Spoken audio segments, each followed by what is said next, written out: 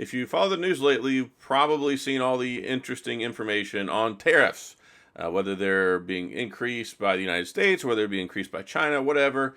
And there's a lot of speculation about how and when this might start impacting the smartphone industry, meaning, do you have to pay more? How much more do you have to pay? Because, of course, a lot of these phones are already expensive. And the Pixel 9 Pro XL, $1099. The S25 Ultra, $1299. The iPhone 16 Pro Max starts off at, what is it, $1199 now? Yeah, I think so. So, yeah, these phones are really expensive, and the thought process of adding another 10, 20, 30% on top of these, it just seems unfeasible. I mean, imagine if you have an 1899 Z Fold 6, imagine adding another 20, 30% to that price, right? And then we're paying astronomical amounts of dollars for these things whenever it comes to our smartphones, which of course are expensive already, but that just puts them out of reach for a lot of people. And I want to talk about it in this video because I want to shed some light on this, at least from my perspective, trying to make this as apolitical as possible. Unfortunately, politics, because of all the tariffs, has forced its way into the smartphone conversation, but I'll try and make this as down the middle as possible for everybody's enjoyment. So, with that being said, let's get into it. All right, so the tariff thing, right? So first and foremost, it shouldn't impact smartphone prices in the immediate. Why is that? Because these tariffs, as they go into effect, will be on new things that come into the United States that we might have to pay for. So it's stuff that's needs to be sent in. Stuff that's already on inventory, like let's say Samsung has 1 million phones already here that have been shipped in the United States, and they're already at carriers and Best Buy and all that other place. These new tariffs will not impact that. So we might have a little bit of a buffer, and I think that that's important because if you take a look at what's been going on with these tariffs, a lot of them aren't sticking, or at least they weren't, because it was like, oh, well, it's used as a negotiation tool or whatever you want to call it.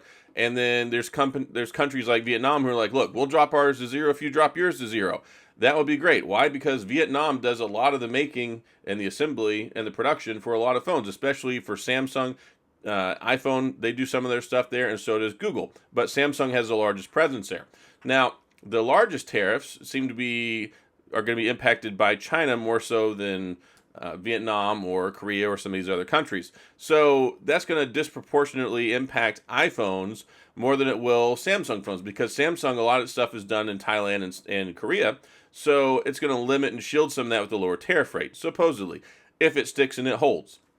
So good news is, if you go into Best Buy tomorrow, if you go to Samsung tomorrow, or you go to AT&T and go get a phone, the price should still be the same, probably for a little while, because a lot of these companies, if they were smart, they said, hey, we see that we've got massive tariffs coming in. Let's ship as many of these suckers over here as we can now so we can try and not have to inflate our prices as fast. Maybe something can get negotiated. Maybe they can work something out in the meantime. And Apple did this successfully the last time the tariffs got increased before, and they worked with, I guess, the U.S. administration and got some sort of an exemption, and that kind of deferred some of the cost increase. So there's a lot of things that could still happen. This is a very fluid and dynamic situation, but I wanted to talk about it from a couple different aspects. And one thing that got me interested, I was looking to see what these phones actually cost to be made, and you would be really, really surprised. So let's get into that first. So, according to the research that I did, an iPhone 16 Pro Max costs about $568 to $600 to make, and it sells for $11.99, because they have the 256. They don't do the 128 anymore. So $11.99, it costs half of that to make the actual phone. Half. Now that's the actual cost of making the phone. That's based off of their bill of materials. That doesn't factor in like shipping and research and development and marketing and things like that. That's just what it actually costs to make the phone. So an iPhone 16 Pro Max, $568 to $600. Why the price range? Because of storage. So I was also doing some research because it's always curious to me, and people always ask, why is it that we don't have expandable SD card slots anymore? Because they can charge you more if you get a higher storage model. So it costs about $10 to $12 for Apple, based off of the research I was doing, to go from a 128 to a 256 in an iPhone 16. That means they're charging you basically $100 more or whatever it is for the price cost, but it's only costing them $10 to $12. So when you go from a 256 to a 512 and they charge you like 200 extra dollars, basically it's costing them like 20 bucks. So that's why they want you to buy the storage models they have so they don't have to give you an option for expandable storage because they don't make money off of that. And they realized a long time ago that one of the ways to make money is to make it where you have to pay all that extra money for the other storage because there's no other way you're going to get it. So that's why the price disparity, like 568 would be for the 256 model, and then the 600 would be for the 1 terabyte. S25 Ultra, let's see what it costs. So the S25 Ultra, it costs between $469 and $500 to make, which is interesting because they sell it for $1299. So it costs $100 less to make than an iPhone 16 Pro Max, but they charge $100 more. So that's kind of interesting there. That might piss some people off, but that's apparently the truth of the matter from what I was able to find out. And that's just another thing that we can discuss here. And then the Google Pixel 9 Pro XL. So I wanted to kind of look and get a smattering, kind of cast the net out and see what it costs to build all of these. So a Pixel 9 Pro XL costs about $406 to $450 to make and sells for $1,099. So those are pretty good profit margins. Now, you're probably wondering, okay, we're talking about tariffs. Why are you talking so much about the price of these phones? Because that's only one avenue to look at this. See, Apple or Samsung or Google could absorb some of these costs to try and keep the prices lower, but it would eat into their profit margins. And of course, we know businesses, they like to keep their profit margins high. But let's say it costs $500 to make an S25 Ultra. They sell it for $1299. That's $799. You subtract research and development, you subtract marketing, you subtract shipping and all that stuff. Maybe they clear $200, $300, $400, $500 in profit per unit. That's fantastic. So could they eat into some of that? Sure. I mean, you look at the sales they do already, and Samsung's always dropping off a bunch of money and giving you exorbitant trade-in values and all sorts of stuff like that. So there's ways they can work around this to where it doesn't stick the entire cost to the consumer. And I think that would probably be the smartest way to go. Imagine, like, everybody's pretty aware of these things by now. It's not one of those things where it's like, oh, surprise, the prices just went up for no reason. I mean, yes, it's not Samsung's fault.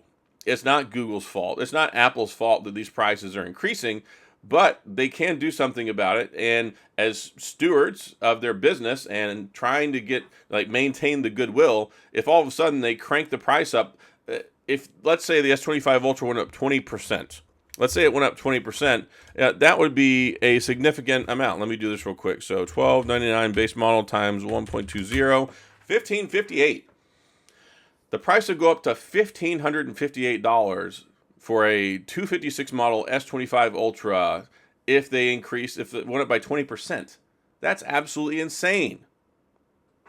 That's insane. So imagine if they did $1,899 Z Fold 6, 20%. Let's see, that's $2,278. So I don't see in any realm where all of this cost gets passed off to the consumer. So the things I want to keep into context for this video are, what are the tariffs? Will they go in place? Will they stay? That is ultimately going to be the big question, because there's been so many of these tariffs we've seen that have been removed, they've been delayed, they've been postponed, they set up a meeting deal and then it gets wiped out or significantly lowered. So that right there is the key. Is it permanent? If it's permanent, then at some point, part of these costs will be offset to us. If it's temporary, then it may be something where we can ride this out with the existing inventory that's on hand and they don't actually have to increase the prices, right? Because then that would make it where we'd have this soft landing where even if they are implemented for a month or two, let's say Apple has plenty of inventory on hand, they don't ship new ones over, sell the ones they have, tariffs go down or go away, then they ship more over. So that's a way that can alleviate this. And then lastly, they could offset some of that as well by cutting into their profit margins, impacting sales and different things like that. So there's a lot of things that we can look at this and we can go, okay, from a reasonable perspective, are we going to be impacted immediately? And the question to that is probably no. Is it something for a midterm to long-term consideration? Yes. And then it's a wait and see approach to see what the actual tariffs are, do they stick, and how long they're in place for, if at all. If, maybe these countries kind of some sort of a deal. I mean, if not Thailand, but if Vietnam says, hey, we'll drop ours to zero if you drop yours to zero, then that would actually be better. that could actually in some ways lead to a cost decrease because, I mean, there are tariffs, but they're just not as high. So when we take a look at that, I was doing some look online and who it impacts more. Samsung is a South Korean electronics company. They do the majority of their stuff in Vietnam when it comes to manufacturing. See, Apple and Google, they use Foxconn, and they do a lot more stuff with China, which means that a lot more of their sourcing, manufacturing, and things like that are done there. So it'll be a disproportionate amount. So the iPhone, let's say it could go up theoretically 25%, but the S25 Ultra and our Samsung phone maybe goes up 18%, right? So that's just some stuff to keep into the back of your mind. But I'm still taking a wait and see approach. I'm really trying not to get too worked up over this. Well, I want to see what happens. I want to sit back. I want to see what happens. I want to see what the impact is, how long, and what the long-term considerations are. Maybe we look at this again in 2 months and go, okay, this stuff's going to start impacting us now because as new phones come out, that's going to be the big problem. If we get a new phone that comes out, and maybe this is one of the reasons, part of why the S25 Edge was delayed, right? Maybe they want to see what's going on, because if you're going to launch that phone and say it's $1,000, you get hit with 20% tariff, and all of a sudden it's a $1,200 phone, that's going to lead to a lot less sales. So I think maybe they're thinking or getting some advice saying, let's wait on this. Let's see if we can come to an agreement. Let's see what these tariffs end up looking like, because that would be a disaster. Same thing for the Fold and the Flip. If the $18.99 Fold comes out this summer and it ends up costing $2,300, that's going to seriously impact sales. So I think a lot of companies are really working right now, working with their respective countries. I would imagine they got to be talking to someone to get this all sorted out. But that's just kind of it. I don't think it's a huge emergency right now, but it will be something really big in the short term for new phones, and then for existing inventory can probably ride it out for a little while. But at some point, if these things don't change, then yeah, the landscape will look different, and depends on how much these companies want to absorb that cost on our part, or how much they want to extend that and continue to screw us with these high prices. So that's all I've got. That's my thoughts, and I'm not an economic expert. That's just what I've got based off my research. But I wanted to share that with y'all. And feel free to sound off in the comments. I'll try to get back with you. We can discuss this some more. And of course, if you enjoyed the video, hopefully you did. If you didn't, hit the like and the subscribe button and the little notification bell if you want updates when new videos come out. And as always, thanks for being here. I appreciate you watching. And I'll see you guys next time.